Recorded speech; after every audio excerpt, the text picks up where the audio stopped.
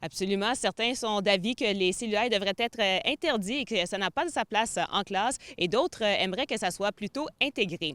Rappelons que le ministre de l'Éducation va permettre une certaine flexibilité à cette règle en permettant les cellulaires pour des raisons pédagogiques. Pour l'instant, la façon dont les téléphones intelligents seront proscrits, ça reste en fait à être déterminé par les établissements scolaires. Donc, je vous laisse écouter quelques citoyens par rapport à cet enjeu.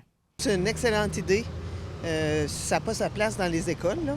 Dans mon temps, on n'avait pas, puis on n'est pas mort. Ça pourrait servir beaucoup aux jeunes aujourd'hui.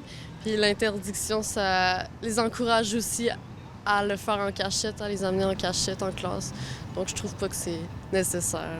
C'est une distraction, je pense que ça peut être quand même une bonne idée, soit genre de le laisser dans la case ou quelque chose comme ça. Là. Je pense que ça peut pas donner tant que ça de négatif pour le secondaire. La présidente du syndicat de l'enseignement de la Gamésie et de l'Abitibi-Témiscamingue, en fait, a pu sonder le terrain.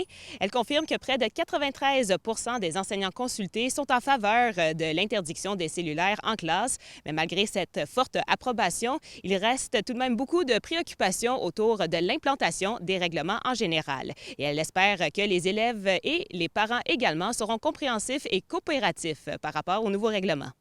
Je dirais que c'est beaucoup plus facile pour les enseignantes, les enseignants, les intervenants dans les écoles de faire appliquer le règlement lorsqu'on a l'appui des parents là, déjà au départ. Donc, je fais un appel à la population. S'il vous plaît, les parents, abordez le sujet avec vos enfants et sensibilisez-les à l'importance d'être attentif en classe et de se servir de cet outil-là qu'est le cellulaire quand c'est approprié de le faire là, à des fins pédagogiques.